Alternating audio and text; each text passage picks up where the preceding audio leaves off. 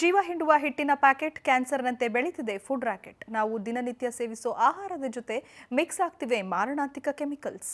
ಅಂಗಡಿಯಲ್ಲಿ ಸಿಗೋ ಅಕ್ಕಿ, ಗೋಧಿ, ಹಾಲು, ತುಪ್ಪಗಳು ಎಂತೆಂಥ ಕಾಯಿಲೆ ತರ್ತವೆ ಗೊತ್ತಾ? ಇದೇ ಹೊತ್ತಿನ ವಿಶೇಷ. ನಿಮ್ಮ ಆರೋಗ್ಯ ನಿಮ್ಮ ಕೈಯಲ್ಲಿ. ನಾನು ರಕ್ಷಾ. ವೀಕ್ಷಕರೇ, ನಮ್ಮ ಇವತ್ತಿನ ಕಾರ್ಯಕ್ರಮದಲ್ಲಿ ಜಂಕ್ ಫುಡ್ ಬಗ್ಗೆ ನಾವು ಮಾತನಾಡ್ತಾ ಇದ್ದೀವಿ. ಜಂಕ್ ಫುಡ್ನಿಂದ ಏನೇನೆಲ್ಲ ಅನಾಹುತಕಾರಿಯಾದಂಥ ಘಟನೆಗಳು ಸಂಭವಿಸ್ತಾ ಇದೆ, ಆರೋಗ್ಯದ ಮೇಲೆ ಯಾವ ರೀತಿ ದುಷ್ಪರಿಣಾಮವನ್ನು ಇದು ಬೀರ್ತಾ ಇದೆ, ಈ ಜಂಕ್ ಫುಡ್ ಕಲ್ಚರ್ ಯಾವಾಗ ಶುರುವಾಯಿತು, ಇದ್ರ ಬಗ್ಗೆ ಡೀಟೇಲ್ ಆಗಿ ನಮಗೆ ತಿಳಿಸ್ಕೊಡೋದಕ್ಕೆ ನಮ್ಮ ಸ್ಟುಡಿಯೋದಲ್ಲಿ ಆಹಾರ ತಜ್ಞರಾದಂತಹ KC ರಘು ಅವರಿದ್ದಾರೆ. ಅವರನ್ನ ಕಾರ್ಯಕ್ರಮಕ್ಕೆ ಸ್ವಾಗತಿಸೋಣ. ಕಾರ್ಯಕ್ರಮಕ್ಕೆ ಸ್ವಾಗತ ಸರ್. ನಮಸ್ಕಾರ. ನಾ ಹೇಳ್ತಾ ಇದ್ದೆ, ಜಂಕ್ ಫುಡ್ ಕಲ್ಚರ್ ಯಾವಾಗ ಶುರುವಾಯಿತು? ಈಗ ಚಿಕ್ಕ ಮಗುವಿಂದ ಹಿಡಿದು ಎಲ್ರಿಗೂ ಜಂಕ್ ಫುಡ್ ಬೇಕು, ಎಲ್ಲರೂ ಕೂಡ ಜಂಕ್ ಫುಡ್ ಪ್ರಿಯರೇ. ಸೊ ಏನು ಹೇಳ್ತೀರಾ, ಯಾವಾಗ ಸ್ಟಾರ್ಟ್ ಆಯಿತು? ಇದ್ರ ಹಿಸ್ಟ್ರಿನ ನೋಡೋದಾದರೆ ಹೇಗೆ ಬಂತು ಇದು ಭಾರತಕ್ಕೆ? ಒಂದು ಯಾವಾಗ ಜಂಕ್ ಫುಡ್ ಅಂತ ಹೇಳಿದರೆ, ಯಾವಾಗ ನಾವು ಹೆಚ್ಚು ಸಂಸ್ಕರಣ ಮಾಡೋಕ್ಕೆ ಶುರು ಮಾಡಿದ್ವಿ, ಹೆಚ್ಚು ಸಿದ್ಧ ಆಹಾರವನ್ನು ಮಾಡೋಕ್ಕೆ ಶುರು ಮಾಡಿದ್ವಿ, ನಗರೀಕರಣ ಮತ್ತು ಗ್ಲೋಬಲೈಸೇಷನ್ ಜಾಗತೀಕರಣ ಹೆಚ್ಚಾಗ್ತಾ ಬಂತು. ಮತ್ತು ಎಲ್ಲಿ ಮನೆಯಲ್ಲಿ ಇಬ್ಬರೂ ಕೆಲಸ ಮಾಡಬೇಕಾದ ಪರಿಸ್ಥಿತಿ ಬಂದಾಗ ಆಹಾರ ಮನೆಯಲ್ಲಿ ಒಲೆ ಇಲ್ಲದೆ ಇದ್ದರೂ ಕೂಡ ಅಡುಗೆ ಮನೆ ಇಲ್ಲದೂ ಕೂಡ ನಿಭಾಯಿಸ್ಬೋದು ಅಂತಕ್ಕಂಥ ಒಂದು ವಾತಾವರಣ ಈಗ ಹೇಳ್ತಾರೆ, ಮೆನಿ ಹೌಸಸ್ ಇನ್ America R built without kitchen ಅಂತ. ಅಡುಗೆ ಮನೆ ಬೇಕಾಗಿಲ್ಲ ಅಂತಕ್ಕಂಥದ್ದು. ಯಾಕಂದರೆ ಅಡುಗೆ ಮಾಡಬೇಕಾಗಿಲ್ಲ, ಫೋನ್ ಕಾನಲ್ಲಿ ಸಿಗ್ತಕ್ಕಂಥದ್ದೇ.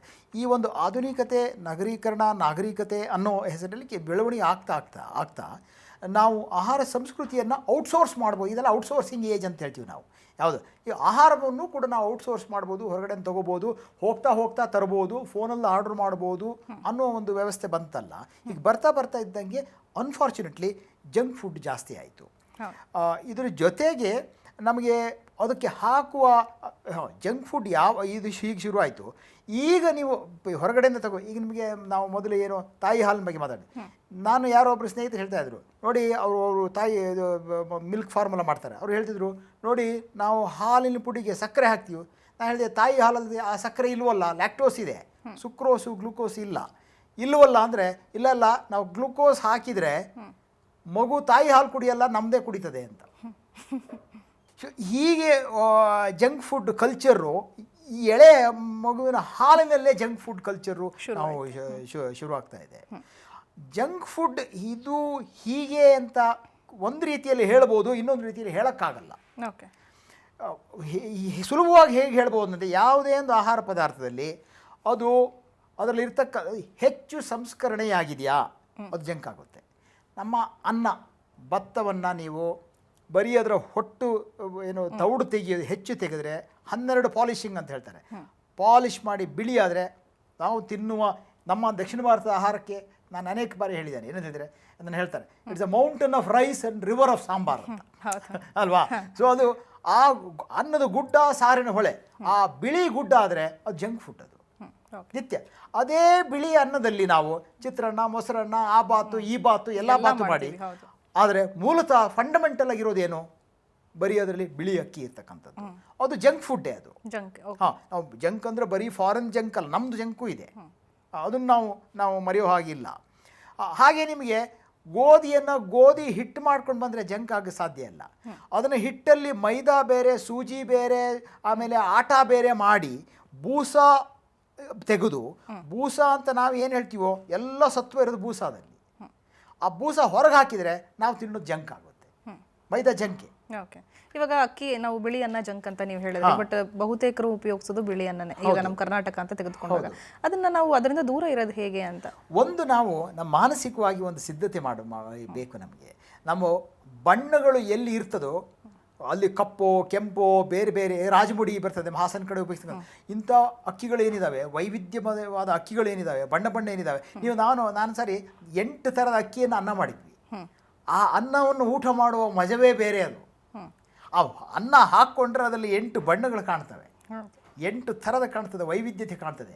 ಆ ಅನ್ನಕ್ಕೂ ಬಿಳಿ ಅನ್ನದ ಗುಡ್ಡಕ್ಕೂ ವ್ಯತ್ಯಾಸ ಇದೆ. ಸೊ ಇದನ್ನು ಇದು ಒಂದು ನಾವು ನಮ್ಮ ಸಾಂಸ್ಕೃತಿಕವಾಗಿ ನಮ್ಮ ದೃಷ್ಟಿಕೋನವನ್ನು ಬದಲು ಮಾಡ್ಕೋಬೇಕು. ಇದೆಲ್ಲ ನಮ್ಮ ಮನಸ್ಸಲ್ಲಿರೋದಲ್ಲ, ನಮ್ಮ ಮನಸ್ಸಲ್ಲಿ ಇದ್ದಿದ್ದು ಕಣ್ಣಿಗೆ ಬೀಳಲ್ಲ, ಇಲ್ಲದೇ ಇದ್ದಿದ್ದು ಕಣ್ಣಿಗೆ ಬೀಳಲ್ಲ ಅಂತೀವಿ ನಾವು ಹೇಳ್ತೀವಿ. ಸೊ ಮಾನಸಿಕವಾಗಿ ನಾವು ಒಂದು ಕಟ್ಕೊಂಡಿರೋ ಸಂಸ್ಕೃತಿಯನ್ನು ನಾವು ಬದಲು ಮಾಡಬೇಕು, ದೃಷ್ಟಿಕೋನವನ್ನು.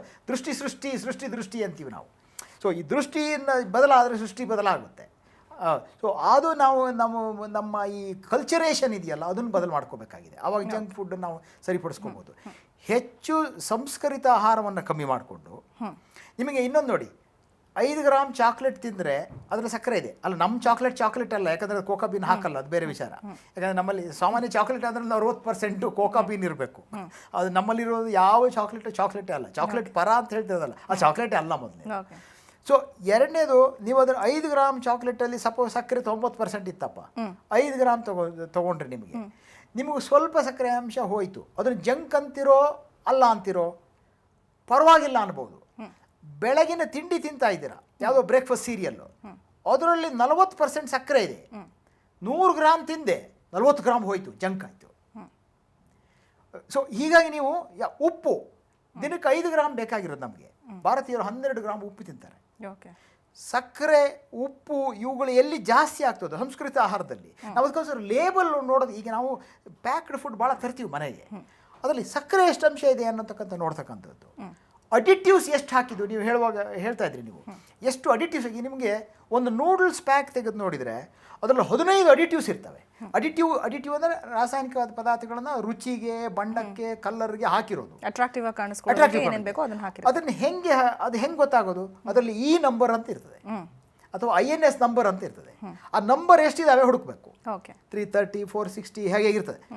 ಇಷ್ಟು ನಂಬರ್ ಇದೆ ಅಂದರೆ ಇಷ್ಟು ಅಡಿಟಿವ್ಸ್ ಹಾಕಿದ್ದಾರೆ ಅಂತ, ಅದನ್ನ ಅವಾಯ್ಡ್ ಮಾಡ್ತಕ್ಕಂಥ. ಸೊ ನಾವು ನಂಬರ್ ಕಡಿಮೆ ಇದ್ದಷ್ಟು ಅದು ಒಳ್ಳೆಯದು ಬಳಸಬೇಕು. ಓಕೆ. ಯಾಕಂದ್ರೆ ನಿಮಗೆ ಅಕ್ಕಿನ ಮಿಲ್ ಮಾಡಿರೋದಕ್ಕೆ ಯಾವ ನಂಬರ್ ಹಾಕ್ತೀರಾ? ಯಾವುದು ಹಾಕೋಕ್ಕಾಗಲ್ಲ. ಒಂದು ಅನ್ನ ಮಾಡೋದು, ತಿನ್ನೋದು, ಆಯಿತಾ? ಅದೇ ನೀವು ಅದನ್ನು ಇನ್ನೊಂದು ಮಾಡಿದರೆ ನೂಡಲ್ಸು ಒಳ್ಳೆ ಥರ ಮಾಡೋಕ್ಕಾಗಲ್ಲ ಅಂತಲ್ಲ ನಾನು ಹೇಳ್ತಾ ಇದ್ದು. ಆದರೆ ಸಾಮಾನ್ಯವಾಗಿ ಏನು ಮಾಡ್ತಾರೆ, ಈ ಥರ ರುಚಿಗೆ, ಬಣ್ಣಕ್ಕೆ ಬೇರೆ ಬೇರೆ ಥರ ಹಾಕಿ ಅದರಲ್ಲಿರೋ ಪೌಷ್ಟಿಕ, ಈಗ ಹೇಳೋದು ನಮ್ಮಲ್ಲಿ ಸಾಮಾನ್ಯವಾಗಿ ಏನು ಹೇಳ್ತಾರೆ ಅಂದರೆ, ಆಹಾರ ಸಂಸ್ಕೃತಿ ನಮ್ಮ ಜಂಕ್ ಹೆಂಗಿದ್ರೆ, ಅಕ್ಕಿ ತೊಗೊಂಡೋಗಿ, ಭತ್ತ ತೊಗೊಂಡೋಗಿ ಮಿಲ್ಲಿಗೆ ಹಾಕೋದು, ಮಿಲ್ಲಲ್ಲಿ ಪಾಲಿಷ್ ಮಾಡಿಸೋದು, ಪಾಲಿಷ್ ತೊಗೊಂಡೋಗಿ ಎಣ್ಣೆ ಮಿಲ್ಲಿಗೆ ಹಾಕೋದು, ಎಣ್ಣೆ ಮಿಲ್ಲಲ್ಲಿ ಪಾಲಿಷಲ್ಲಿ ಎಣ್ಣೆ ತೆಗೆಯೋದು, ಎಣ್ಣೆಯಲ್ಲಿದ್ದ ವಿಟಮಿನ್ ಇ ತೆಗೆಯೋದು, ವಿಟಮಿನ್ ಇನ ಔಷಧಿ ಕಂಪ್ನಿಗೆ ಮಾರೋದು. ಇಲ್ಲಿ ಬಿಳಿ ಅನ್ನ ತಿಂದವನಿಗೆ ಡಯಾಬಿಟಿಸ್ ಬಂದರೆ ಅದೇ ಔಷಧಿ ಕಂಪ್ನಿಯಿಂದ ಔಷಧಿ ಬರೋದು. ಈ ಥರ ಒಂದಕ್ಕೊಂದು ಚೈನ್ ಇದು. ಸೊ ಒಟ್ಟಿನಲ್ಲಿ ನಾವು ಹೇಳ್ತೇವೆ, ನಾವು ಎಂಥ ಫುಡ್ ಕಲ್ಚರ್ ಅಂತ ಹೇಳಿದ್ರೆ, disease seeking, sickness seeking culture. ಒಟ್ಟಿನಲ್ಲಿ ಮನುಷ್ಯನ ಆರೋಗ್ಯನ ಹಾಳು ಮಾಡಕ್ಕೆ ಏನೇನು ಬೇಕೋ ಅದೆಲ್ಲ ಆಗ್ತಾ ಇದೆ ಅಂತ ಹೇಳ್ತಾ ಇದ್ದೀವಿ. ಹೌದು. ಓಕೆ ವೀಕ್ಷಕರೇ, ಜಂಕ್ ಫುಡ್ ಬಗ್ಗೆ ಮತ್ತಷ್ಟು ಮಾಹಿತಿಗಳನ್ನು ನಿಮಗೆ ತಿಳಿಸಬೇಕಾಗಿದೆ. ಆದರೆ ಅದಕ್ಕೂ ಮೊದಲು ಕಾರ್ಯಕ್ರಮದಲ್ಲಿ ಒಂದು ಸ್ಮಾಲ್ ಬ್ರೇಕ್.